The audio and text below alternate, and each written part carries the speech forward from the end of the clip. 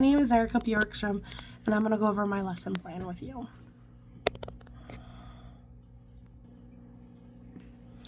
Okay, we'll start from the beginning. Okay, so we want to talk about grade K. That's what I chose, and I chose English as the topic. What I chose for the English topic is reading the children the book, so I just put down instructional plan title. I know I'm an old lady, so I chose a book to read them. I know I'm an old lady who swallowed pie. The lesson summary, you put on here what you plan on doing for your summary. Pretty much what it's just going over what you're doing for your lesson plan. So I put on here, I'm reading a book to them. I'm using visual photos of a board of an old lady's empty stomach. Next, I'll be taking turns with the class putting little photos of the food in the lady's stomach. So classroom and students grouping. Pretty much you want to write here where you're going to place your kids in your classroom. So if you guys are all sitting on the carpet for circle time and you guys are going to read a book, where are you going to put your kids? Like your behavior kids, are you going to sit them in the back? So if they end up having a behavior issue, they have somewhere they can take a break or take breathers. Are you going to have your ELL students sit up front because they don't understand your IEP kids, depending on what their plan is, if they sit better up front where everyone else is or off to the side. You always want to give the kids with ELL, IEPs, and 504 extra time, provide them different places to sit, what best fits their education. So, what best fits your class. So I have kids that don't like to pay attention a whole lot, so I tend to put them in the front row compared to the back. So this is talking about nation state standards. So I do preschool teaching. So when I go over the English, I'm going to go over like literacy. So we're going to talk about like answering questions, with reading, help determine the main meaning of the words and phrases. So like in my book, we're going to go over main words, what the lady ate, what kind of food she ate, So that's kind of the standards. And then like you want the kids to ask questions, what's going to happen next? What is she going to eat? You could talk about the topics, about the story of the book, what's on the cover, the lady's eating turkey. Okay, so do you eat turkey around Thanksgiving? Talk about that kind of stuff. So the learning objective, the target. So you want to target the kids. You want them to learn. So who's the audience? The students. You want to use an action verb when you are doing your lesson plan. So my book is The Old Lady Who Swallowed the Pie. So my action verb would be swallow. The lady swallowed food. So we're going to talk about what the lady swallowed. What tools were we using? Okay, so the kids cut out play food, cut out paper play food to put in the old lady's stomach. We made flashcards that had keywords on it, and we went over it as a group. The content of the objective. So the objective is like, what are the kids, you look at the story, what do you think is going to happen? Are you going to make predictions? What is the main reason the lady ate all the food? You want to, get the kids thinking. Go over the characters of the book, the lady in the old book, does it look like your grandmother? Where do you think she's eating all this food at? Talk about Thanksgiving. You want a language objective that talks about, the words that you chose. So my kids are going to learn about cider, pie, roll, squash, turkey. So I'm going to have like flashcards and I'm going to go over with the kids what some of these words are. So when we read the story, I can point them out. Hey, we just talked about squash. What is squash? And then also I can do like a visual with the kids before we read. I show them the story, and then we can go over like the different visuals. A roll, what is a roll? It's a small yeast piece of bread. It serves dinner. We could talk about the kids. This gives the kids an idea, like a visual, this is what a squash is. And then when you go through the book, oh, that's a squash. And then the lady ate a salad. Oh, that's a salad. What is a salad? And then you can talk about it's lettuce and it's mixed with veggies. So you can kind of go over this stuff before you read the book, and you can always just do like a review. It always gives the kids a better perspective of what you're trying to teach them. More visuals, I feel like, are the better. So not only that, you have flashcards that you made with the kids, and you had the cutouts like the old lady right here that you're doing as you read. You put the food in the grandmother's, the old lady's mouth. It gives you a better, gives the kids a better visual of what you're trying to teach them, because kids with Spanish, they're not going to understand these words because it's not in Spanish. But if you try roll to roll with the pictures, and like with this, as you read, they can look at the picture and feed the lady. So this is a great example that you could do with all your kids that's ELL, special education, that has IEPs, 504s. This is something that everybody can do in class. And if they can't do this, or if they can't cut it out, they can always just put the pictures in there, or they can point to the pictures in the book. Oh, look, there's the lettuce. Oh, look, there's the bread. There's the turkey. It gives you a little better idea. So then we're going to go over here. So academic language. Pretty much is like, what are you teaching? Like, what words are you teaching? So I'll be teaching the kids the keywords, the bread, the cake. And then, we talk about how we can use the words in sentences, and we can, use the flashcards while we're reading. I will read the keyword to the students, and can you point to the keyword? Like, hey, there's the turkey. The lady ate a turkey. Can you point to the turkey, class? It's teaching the kids those words that they don't know. And then like the resources and materials.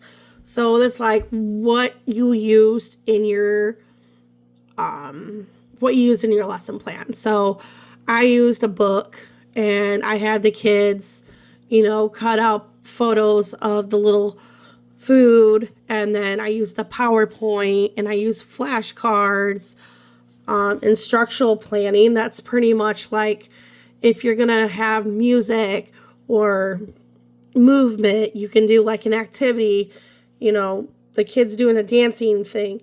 But I just choose the kids just putting the paper food into the lady's mouth. So that would be like my movement for the instructional planning for this set right here. So we're going to talk about multiple means of representation. So you want to list like the materials that you used throughout the supporting learning. So I use visual cutouts. I use keywords for the ones that are struggling to read. I use a storybook.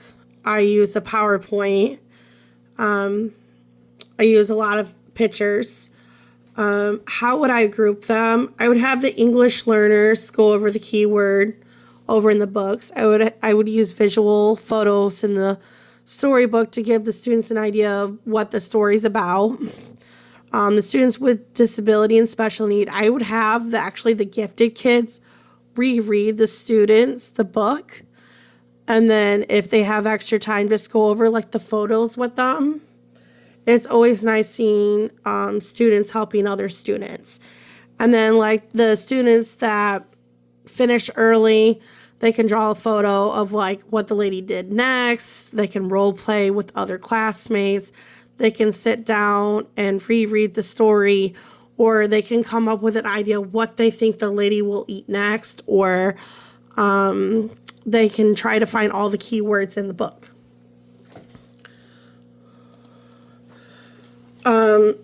Multiple means of engagement. So what hands-on activities did you do with the kids? So I did the cutouts with the kids, and we talked about the different characters.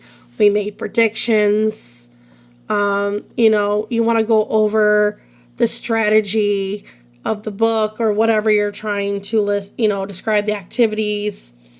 That's kind of like what I put here. And then like how would I group them? So I would, have them go over the English learners. I'd have them go over the photos, the students with special needs, the photos of the flashcards from the book to help explain the meaning of, what I'm trying to talk about. Give them extra time when answering questions or placing what food comes first that the old lady ate. Pretty much you want this to work with their IEP and their 504 plan. So you want to give them extra time. And like the gifted kids, have them explain the keywords. Give them the flashcards. Have them find the photos and point out the food, what lady ate. And if the kids need more and they finish early, they can find a classmate and they can come up with another storyline, So, but yeah, so a summative assessment of the lesson is just understanding what was being read to them, the students using critical thinking skills, what did you do? Did you ask questions? Who went in there? Did your students understand the lesson? Could the students, retell you the story? Do they understand the lesson that you're trying to ask them? Could they, point out some of the keywords? Different assessments for each group. I'd retell the story by using different photos and all the mix-up piles and place them to retell the story for the English learners. So I'd have like different photos and the kids would have to like put them in order for them, what came first for the book, because they don't know a lot of English, so that'd be good. So, and then like the students with disability, I would just ask them questions about the book if they understood it, if they can retell me anything about the story, or they can point out any photos of the book. I'd use flashcards and I'd, ask them if they can verbally tell me what happened in the story. Students with gifted disabilities, I would probably ask them to point out keywords from the textbook, retell me the story. I'd probably test them on how they can read the book back to me. Students who finish early, additional resources, probably support or enrichment, understanding the book that was read to them, ask them questions about the book. I'd ask them to draw, some of the food from the story, or ask them if they can remember the first thing the old lady ate, and draw that. So this is an extensive activity or homework. So my homework would probably be having the students draw different foods and be creative of what the lady's going to eat next. Pretty much you want to send something home from the lesson that they can relearn. You can go over the flashcards. You can send flashcards home with the parents, and the parents can go over the flashcards with the kids, or the kids could reread the story with mom and dad, or you can send home, a worksheet, that talked about the different food that the lady ate, and you guys can go in order. She ate this first, she ate this first. Or like I just did, they can just, use different colored crayons and markers, and they can just draw an activity. They could just draw a food, what the lady might eat, like ice cream, pizza, etc. And that is my lesson plan. I am still learning and I'm still new, so I hope this helped you out a lot. But pretty much you just want to, have what you're talking about, a summary of what you're talking about, where you're going to place your students. You definitely need to know where your learning standards are, because you don't want your standards too high or too low. And you want to know what you're going to teach them, what's the action verb going to be, and the audience, and you need to have an objective, you know, what you're going to teach them. So I hope this helped.